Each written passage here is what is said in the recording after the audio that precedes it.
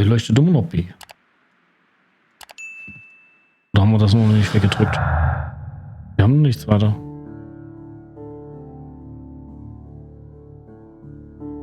Bestimmt nur fehlerhaft. Sind noch nicht weggegangen, weil wir vorne schon zu. Vielleicht müssen wir uns bei den Sachen auch schon entscheiden, so ein bisschen. Dass er darauf zurückgreifen möchte.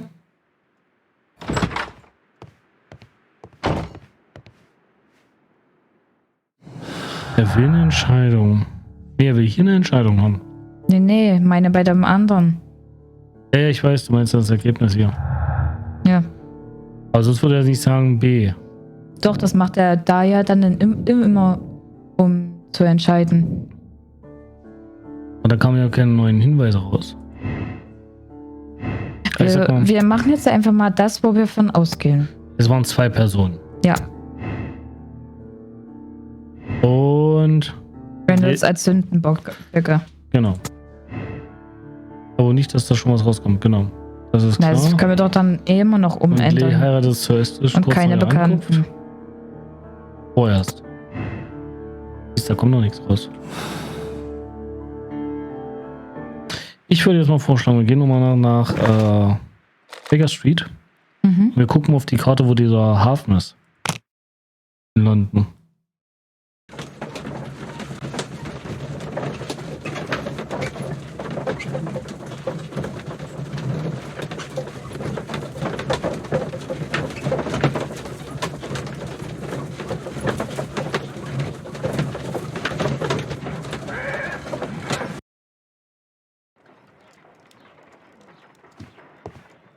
A map of London and the surrounding area.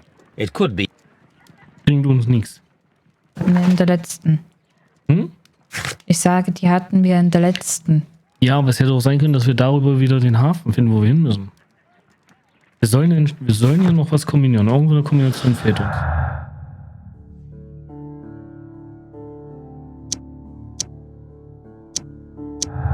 Bis?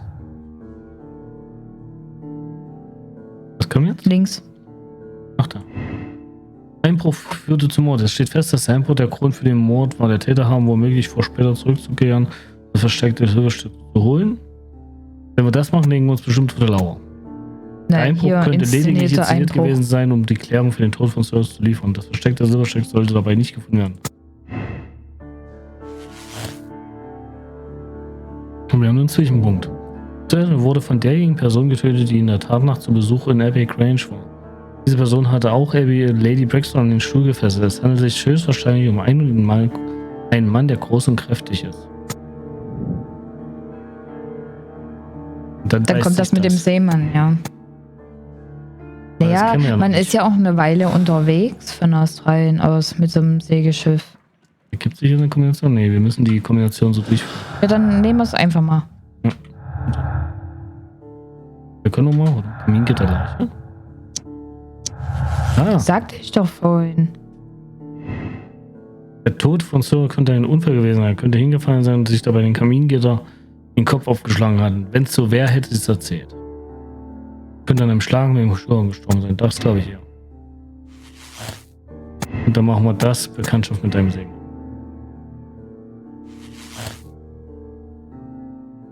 Und dann haben wir die Person, die in der Tat nach zu Besuch in Gary Gray ist oder war wahrscheinlich ein Seemann. Besuch eines Seemanns. Dürfen wir uns bestimmt wieder Seemann-Outfit zulegen. Und wieder Kräfte messen. A map of London and the surrounding area. It could be useful. What should we do next, Holmes? Wollte ich dich gerade fragen. Haben wir noch was auf dem Analysetisch? Nee, dann würde es hier darstellen. Archiv. Oder so. Wo ist Archive?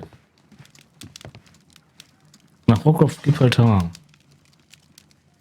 Dampfungssektor, Metall, Ursprung Textil, Chlor, Clearing, Digitalisierung, Trope, Belladonna. Mhm. Mhm. Nein. Boxen.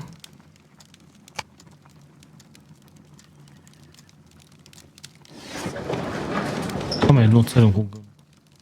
Startstufe der Eisenbahn, Konkursgesetz 83. Einwanderung steigt. My search must be focused upon the ship's name and year of voyage. Ach Mensch. Boah, 83 haben wir doch gar nichts. 93. Steht da? Ankunft der Rock of Gibraltar. Ein Schiff kehrt zurück. Die Rock of Gibraltar, ein Frachtschiff der Reederei Adelaide Southampton London Line, kann Cardweiling James Street landen, ist nach einer 6-monatigen Reise zurückgekehrt, die sie nach Indien, Neuseeland und Australien geführt hat. An Bord des Schiffes reiste auch Miss Mary Fraser nach England, die Erbin der Familie Fraser, die Ländereien und Zinnbergwerke in Australien besitzt. Diese wunderhübsche junge Dame ist mit Sir Adrian Brangstorff verlobt, einem der wohlhabendsten Gentlemen in Kent. Miss Mary Fraser. Also es war öffentlich. Here it is.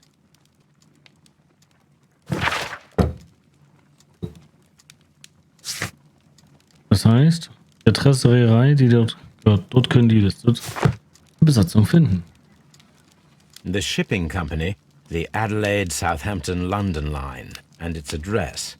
Interesting. It must be the place where they keep the records, including the one for the crew of the Rock of Gibraltar. I think that if you pretend you're from Scotland Yard, they'll give it to you without any problems. But I have another solution. I'll call in the specialist. Genau. Nee, nicht durch Tobi.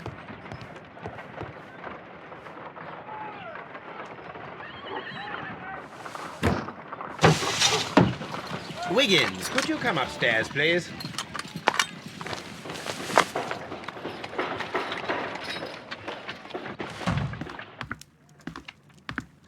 At your service, Mr. Holmes. I need a register, my young friend. If you could borrow it, there will be half a guinea for every one of you. I need the crew list of the Rock of Gibraltar in 1893 and their current employment. I'm straight on it, Mr. Holmes. Do you really think they'll find it, Holmes? My secret police is better than the Yard in many ways. 3 Stunden, das ging flott. Respekt. Here it is, Mr. Holmes. But we can't take it back. It's too risky. Put it on the table. I'll take care of it. Good work, young Wiggins.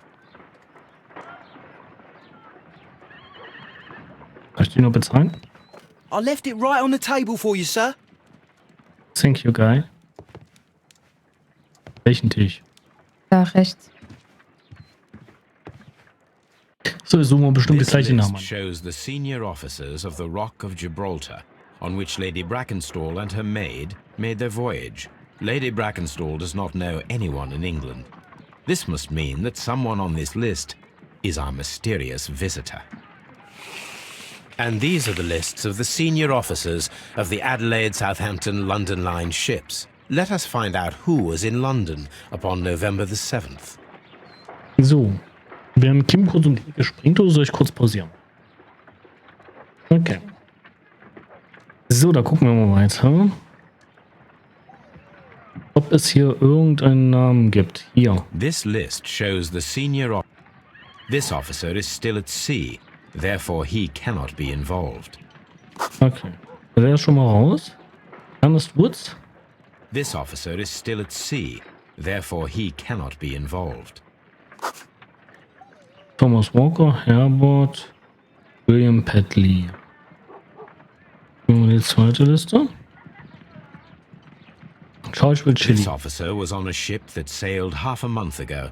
He wasn't in London at the time of the crime. Okay. Und Jack Crocker nicht. Thomas Walker, Herbert Wiggins, William Parfley. This officer was on a ship that sailed half a Das sind month die auch schon ago. He gestrichen. wasn't in London at the time of the crime. Und Jack Crocker. Er ist davor, kurz bevor es nach London ging. Könnte das gewesen sein. Mr. Jack Crocker was in London upon the date of the crime, and he is due to depart in 2 days. Mhm. Und noch jemand, Thomas Walker und Herbert Whittington.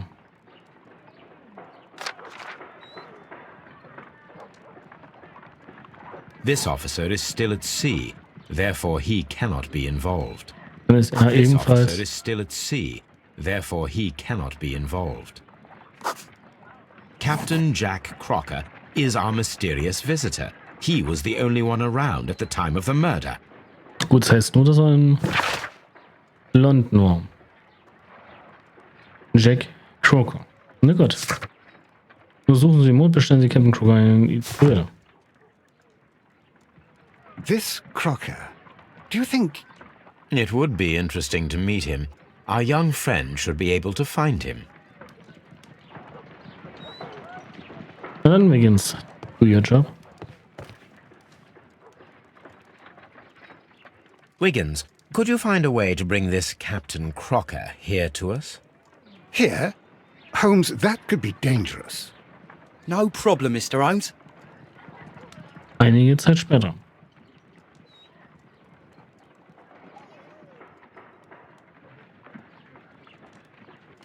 Mr. Holmes, I was informed that you were looking for me, and I'd like to know why. Yes, it is important that we talk. You will soon understand why.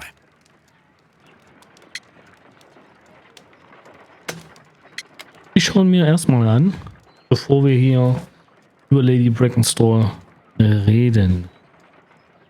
Wenn Kim gerade weg war, das ist derjenige, der wahrscheinlich auf dem Schiff mit dabei war, also mit auf dem Schiff war und jetzt aktuell zur Tatzeitpunkt auch in London sich hier aufgehalten hat.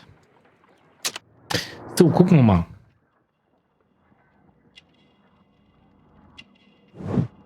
Klarer Ausdruck, ehrlich. Klingt ja schon mal sehr interessant.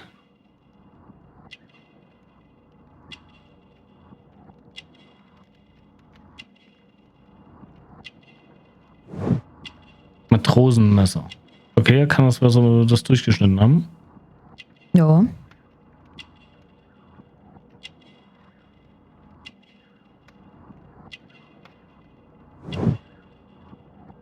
Zeitungstinte.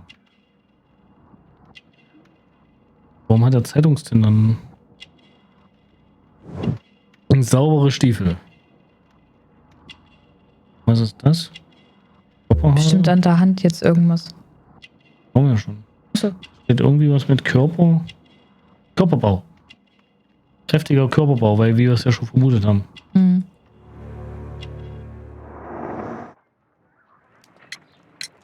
You are acquainted with Lady Mary Brackenstall, are you not? Yes, I think I do remember her, from when I was first officer, but I still don't see... It seems your relationship went beyond that of mere passenger and first officer. How dare you? Indeed, how reckless a feeling is love, particularly if one is prepared to commit a murder in its name. Explain yourself this instant. You are aware that the murder made the headlines of the morning press. You read the newspaper report, but to your dismay, found it much fabricated. Once you learned that I wanted to see you, you came straight away. You needed to know what I had found. You... and what do you know? That evening, you were with Lady Brackenstall, despite the danger. I'm not afraid, Mr. Holmes. Besides, all of this is just guesswork. You would be right if there was no evidence. What then? Lady Brackenstall was tied to a chair on the night of the murder. And it was you who tied her up. You call that evidence? Seemannsknoten natürlich. Ja. Yes, as she was tied with a sailor's knot. Your handiwork. So, it's a sailor who's done it. That proves nothing, Mr. Holmes. I'm not the only sailor in London right now. Your theory is flawed anyway. On the night of the murder, I was aboard the Sharp. I was supervising the repair of a porthole. At night? It was an emergency. There was a leak. You can ask the ship's carpenter. He can confirm. I'm sure that he can. Perfect. In that case, we have nothing more to talk about. Good evening, gentlemen. Holmes, what should we do now? Would you like to check his alibi? No. There is no doubt that these men will testify in his favor, and there will be no way to check. So, what then? So, we must work with what we have. We have all the puzzle pieces. Muss schon ein Now I Test, ging schnell. understand why you dissected the bell rope. Ja, dann gucken wir mal. Das klingt ja schon so, wie als ob wir jetzt schon Entscheidungen treffen müssen. Ja, ich glaube, der Fall ist schon fast durch, ja. Ja.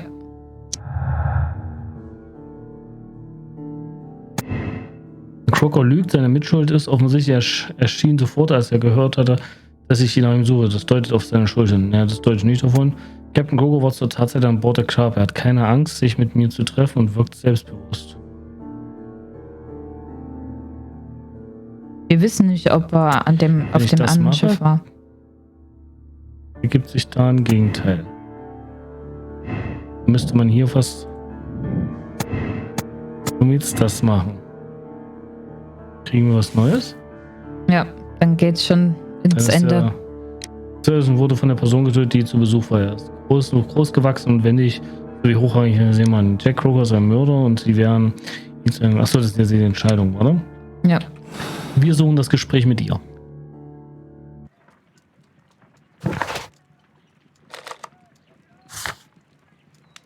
Letztes Mal stand noch irgendwo da, sie haben schon alle Beweise gefunden, ne? Das stand jetzt noch nicht. Ich will noch mal mit ihr reden. Aber es passt bei ihm halt alles zusammen. Er hat es dargestellt, sie hat die Falschaussage gemacht.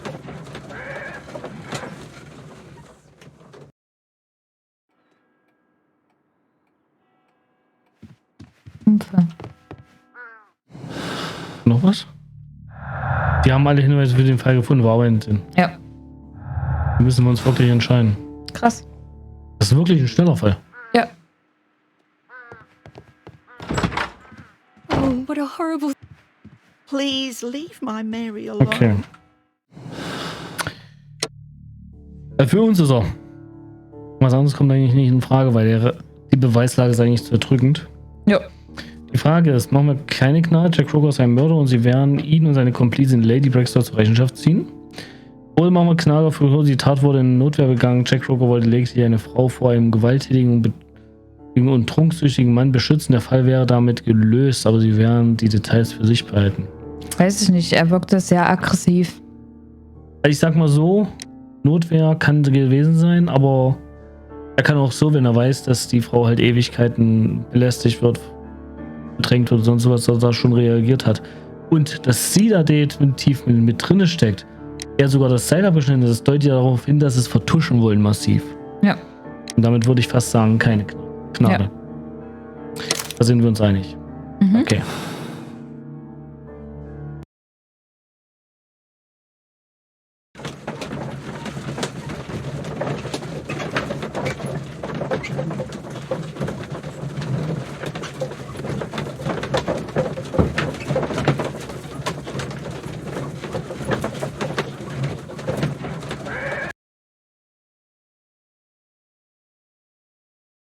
Wiggins, could you ask Mr. Crocker to come here again, please? Right away. Weniger als eine Stunde später.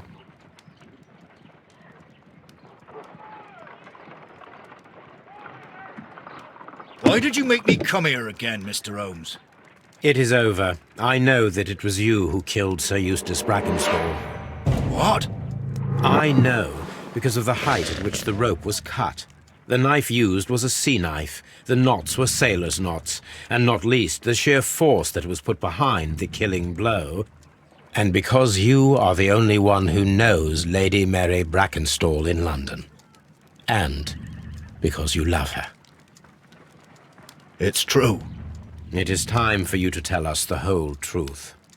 I admit that I loved Mary madly from the first day that I met her.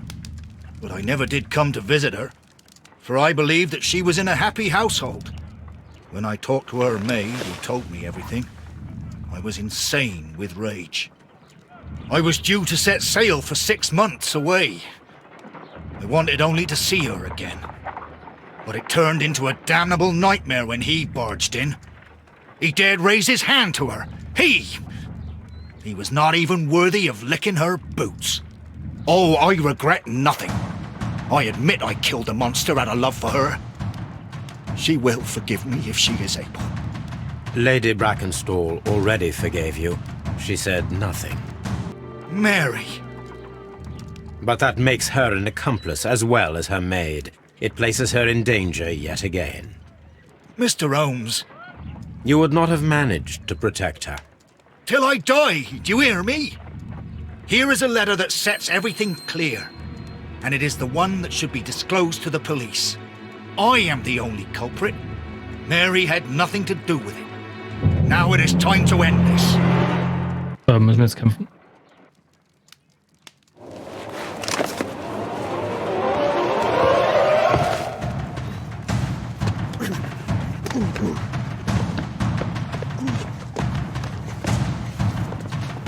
Deswegen hast du letztes Mal Kopfschuss gemacht, ging einfach, ne?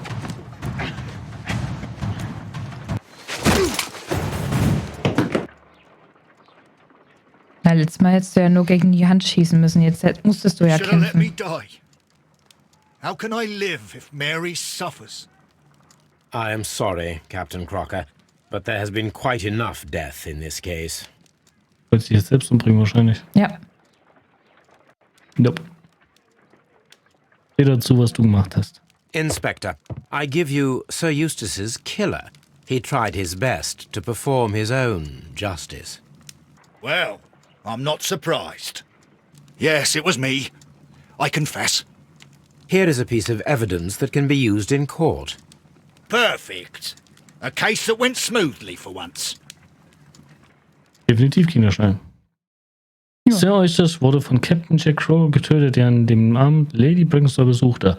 Dann versuchten sie das Ganze wie ein Einbruch der Randall-Bande aussehen zu lassen. Croco schnitt mit seinem Matrosenmesser das Glockenseil ab und fesselte die Lady damit. Danach versteckte er das Silberbesteck im Brunnen. Er hat ein brutales Verbrechen begangen und die gerechte Strafe dafür begonnen. Gefunden Hinweis 16, der Kapitän ist der Täter, keine Gnade für Croco halten, um die Entscheidung zu bestätigen. Ja. Persönlichkeitseinstufung neutral, Spieler mit seinem ja, das lief doch gut.